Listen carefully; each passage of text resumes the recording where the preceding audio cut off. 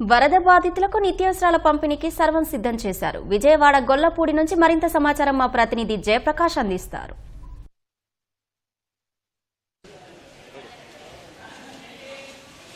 వరద ముంపు ప్రాంతాల్లో ప్రజల్ని ఆదుకునేందుకు ప్రభుత్వం వివిధ విభాగాలతోటి సహాయక చర్యలు చేపట్టింది. ఒకవైపు వైద్య శిబిరాలు, మరొక వైపు ఫైర్ ఇంజన్ తోటి, ఫైర్ డిపార్ట్మెంట్ తోటి ఇంట్లో ఉన్నటువంటి మట్టిని తొలగించే కార్యక్రమాన్ని చేపట్టింది. మరొక వైపు అక్కడ ఉన్నటువంటి వారికి కావాల్సినటువంటి వైద్య శిబిరము, ఇంకొకటి చూసుకున్నట్లయితే మొబైల్ వ్యాన్లతోటి రైతు బజార్లను ఏర్పాటు చేసి అతి తక్కువ ధరలకే ఇటు వ్యవసాయ శాఖ విభాగ ఆధ్వర్యంలో, మార్కెట్ శాఖ ఆధ్వర్యంలో వాళ్ళకి తక్కువ ధరకే ఇచ్చేందుకు మొబైల్ రైతు బజార్లను కూడా ఏర్పాటు చేసింది. మరొక వైపు చూసుకున్నట్లయితే 5-6 రకాల వస్తువులతోటి, నిత్యావసరకుల వస్తువులతోటి ఒక ప్రత్యేకమైనటువంటి ప్యాకెట్లు తయారు చేసి వాళ్ళకి అందించేందుకు సిద్ధం చేస్తుంది మార్కెట్. అదేవిధంగా మరొక వైపు సివిల్ సప్లై, ఈ రెండు విభాగాలు కలిసి ఈ విధమైనటువంటి ప్రక్రియకి చేపట్టాయి. నిన్న సీఎం ఆల్రెడీ దీని గురించి చెప్పారు. ప్రస్తుతం ఎవరైతే వరద ముంపు నుంచి బయటపడుతూ ఉంటారో వాళ్ళు, అలాగే చిక్కుకున్న వాళ్ళు ఎటువంటి పరిస్థితుల్లో వాళ్ళు కనీసం వాళ్ళకి కావాల్సినటువంటి నిత్యావసర సరుకుల్ని చేసుకునేందుకు అవకాశం ఉండదు. చాలా ఆర్థికంగా కూడా నష్టపోయి ఉంటారు. కాబట్టి వాళ్ళకి కనీసంగా నిత్యావసర సరుకులు, అదేవిధంగా వారికి కావాల్సినటువంటి కూరగాయలు ఇవన్నీ ఇవ్వాల్సిన బాధ్యత ప్రభుత్వం మీద ఉంది. కాబట్టి ఖచ్చితంగా ప్రభుత్వం నుంచి అన్ని రకాల సహాయక చర్యలు చేపట్టాలని అధికారుల్ని ఆదేశించారు. దీంట్లో భాగంగానే ప్రత్యేకంగా ఈ సంచులు తయారు చేసి వాటిల్లో ఈ 5 నిత్యావసర వస్తువుల్ని ఉంచడంతో పాటుగా బియ్యాన్ని నేరుగా అక్కడ ఇళ్ల దగ్గరికే చేర్చి కార్యక్రమాన్ని చేపట్టారు. ఈ ప్రస్తుతం ఈ విభాగంలో ఇప్పుడే వివిధ రాష్ట్రాల నుంచి కావాల్సినటువంటి వస్తువుల్ని తీసుకురావటము, అదేవిధంగా లోడు దించి ఈరోజు ఉదయం నుంచి పూర్తి స్థాయిలో ప్యాకింగ్ తయారు చేస్తూ ఉన్నారు. దీనికి సంబంధించి అసలు ఏ విధంగా ఈ పంపిణీ చేస్తారు, ఎంతమందికి ఈ పంపిణీ చేయబోతున్నారు అని తెలిపేందుకు మనతోటి బిజినెస్ మేనేజర్ ప్రసాద్ ఉన్నారు. వారిని అడిగి తెలుసుకుందాం. చెప్పండి సార్, ఎంతమందికి ఈ పంపిణీ చేస్తూ ఉన్నారు, ఏ వస్తువులు ఇస్తూ ఉన్నారు? వరద బాధ్యతలు మొత్తానికి ఇవ్వడానికి ఇచ్చేసారు సార్. ప్రజెంట్ 50,000 కిట్లు ఇక్కడ తయారవుతున్నాయి. 50,000 కిట్లకు గాను మొత్తం 1 కేజీ కందిపప్పు, 1 కేజీ షుగరు, ఒక బంగాళదుంపలు 2 కేజీలు అండి, ఆనియన్స్ 2 కేజీలు, అలాగే 25 కేజీలు బియ్యము ఇవ్వాలని చెప్పి నిర్ణయించారండి. దాని ప్రకారం ఇక్కడ ప్యాకింగ్ చేయమన్నారు, చేపిస్తున్నాం. ఎక్కడి నుంచి ఈ వస్తువులన్నీ తీసుకువచ్చారు, ఎట్లా జరిగింది? మొత్తం ఎక్కడ ఇదైతే అక్కడ నుంచి గవర్నమెంట్ వారు పంపించారు. దాని ప్రకారం ఇక్కడ ప్యాకింగ్ జరుగుతుందండి. ప్యాకింగ్ చేసి అందరికీ డిస్ట్రిబ్యూట్ చేయడానికి ఇప్పుడు మధ్యాహ్నం నుంచి వ్యాన్లు వస్తాయన్నారు. వ్యాన్లు వస్తే రేపటి నుంచి డిస్ట్రిబ్యూషన్ జరుగుతుందండి. ఏ ఏ ప్రాంతాల్లో ప్రస్తుతం మీరు పంపిణీ చేస్తున్నారు, ఎట్లా ఉంది? మొత్తం ఒకేసారి చేయాలన్న ఉద్దేశంలో ఉన్నారండి. రేపు దానికోసం చేస్తున్నారండి ప్లానింగ్. దీనికోసం ఎంతమంది సిబ్బంది పనిచేస్తున్నారు ఈ ప్యాకింగ్కి సంబంధించి? కనీసం ఇక్కడ 1000 మంది పైన చేస్తున్నారండి. మోటా వాళ్ళు కానీ, కూలీలు కానీ, మొత్తం అన్ని యార్డుల్లో ఇది జరుగుతూ ఉంది. యార్డు మొత్తం మన మండే నుంచి మొదలెట్టారండి, చేస్తూ ఉన్నారు. రేపటి నుంచి డిస్ట్రిబ్యూషన్ కార్యక్రమం మొదలెడతారండి. ఈ బంగాళదుంపలు, ఉల్లిపాయలు ఈ భారీ ఎత్తున అవసరమైతే ఉంటాయి కదా, అది ఎక్కడి నుంచి తీసుకువచ్చారు, ఎట్లా? ఆగ్రా నుంచి బంగాళదుంపలు తెప్పించారండి. ఆనియన్స్ వచ్చి నాసిక్ నుంచి తెప్పించారు. అలాగే ఇక్కడ నుంచి ఏపీ ఆయిల్ ఫెడ్ నుంచి ఆయిల్, కందిపప్పు వచ్చి వినుగొండ నుంచి తెప్పించారు సార్.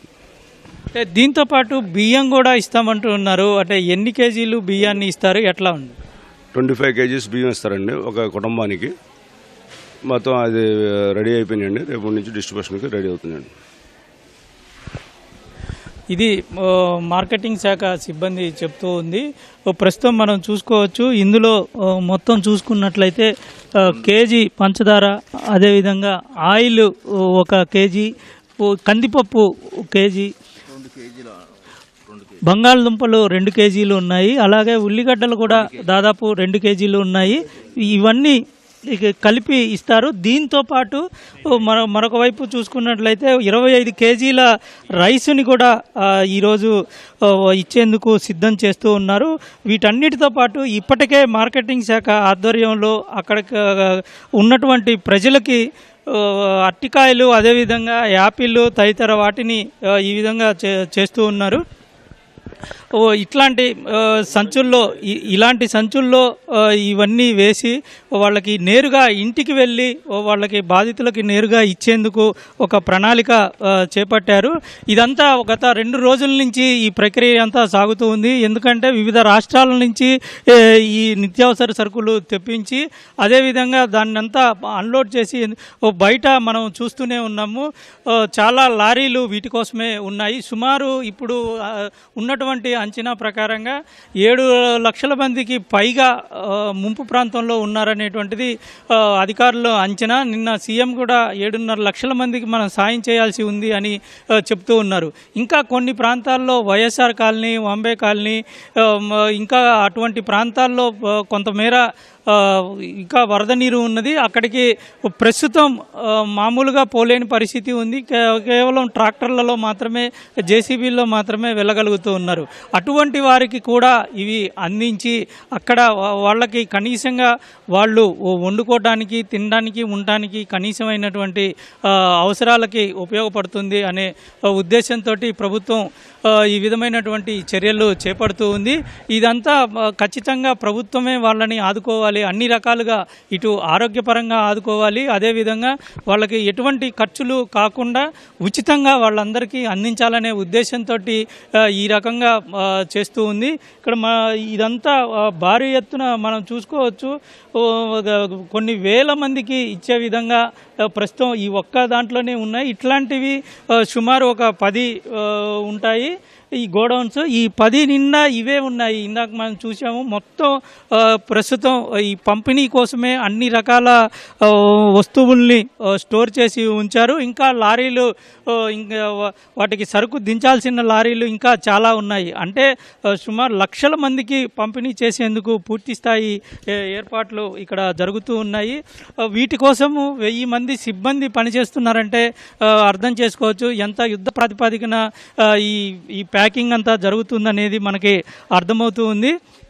మొత్తం మీద ప్రభుత్వం మాత్రం అన్ని రకాల సహాయక చర్యలు చేపడుతూ ఉంది. అంటే విడతల వారీగా మనం చూసుకోవచ్చు. ముందు ముంపు వాటిల్లో ఉన్నటువంటి వారిని కాపాడేందుకు ఒకవైపు పడవలు, ఇంకొక వైపు బోట్లు, ఇంకొక వైపు అక్కడ చూసుకున్నట్లయితే ట్రాక్టర్లు ఏర్పాటు చేసి వాటన్నిటి ద్వారా వాళ్ళకి సహాయక చర్యలు చేపట్టడం జరుగుతుంది. ఆ తర్వాత వరద నీరు వెళ్తున్న క్రమంలో సహాయక చర్యలు ఇంకొంచెం ఉధృతం చేసి ఆహార పొట్లాలు ఇవన్నీ అందజేసి డ్రోన్ల ద్వారా కూడా అందజేసి ఆ తర్వాత ఇప్పుడు 3వ స్టేజీలో ఇంట్లో పేరుకుపోయినటువంటి ఇవంతా మట్టిని అంతా తీసే ప్రయత్నంలో ఫైర్ ఇంజన్ వాళ్ళ ఆధ్వర్యంలో చేస్తూ ఉన్నారు. దాంతోపాటుగా ఇక ఎప్పుడైతే వాళ్ళు ఇవన్నీ పోయి కనీసం ఇంట్లో వండుకునేందుకు అవకాశం దొరికే పరిస్థితి ఇప్పుడు కొన్ని చోట్ల ఉంది కాబట్టి వాళ్ళకి విద్యుత్ పునరుద్ధరించారు. విద్యుత్ పునరుద్ధరించిన తర్వాత ఇప్పుడు ఈ సంచుల్లో అవి కనుక వాళ్ళకి ఇచ్చినట్లయితే తక్కువ ధరలో 2 రూపాయలు, 5 రూపాయలు, 10 రూపాయలకే ఇటు కూరగాయలు సప్లై చేయాలని రైతుల ద్వారా సేకరించినటువంటి కూరగాయలు మొబైల్ రైతు బజార్ పేరుతోటి చేశారు. ఈ రైతు బజార్లు అక్కడికి ఎక్కడైతే వరద ప్రాంతాల్లో ఉన్నాయో అక్కడికి వెళ్ళి వాళ్ళకి అందిస్తారు. ప్రస్తుతం కూరగాయలు మనం చూసుకోవచ్చు 50 రూపాయలు, 60 రూపాయలు ఉన్న క్రమంలో అత్యంత సబ్సిడీగా కేవలం నామినల్ ధరలకు అక్కడ వాళ్ళకి అందిస్తుంది. కొన్ని చోట్ల ఉచితంగా కూడా ఇచ్చేందుకు ఆలోచన చేస్తూ ఉంది.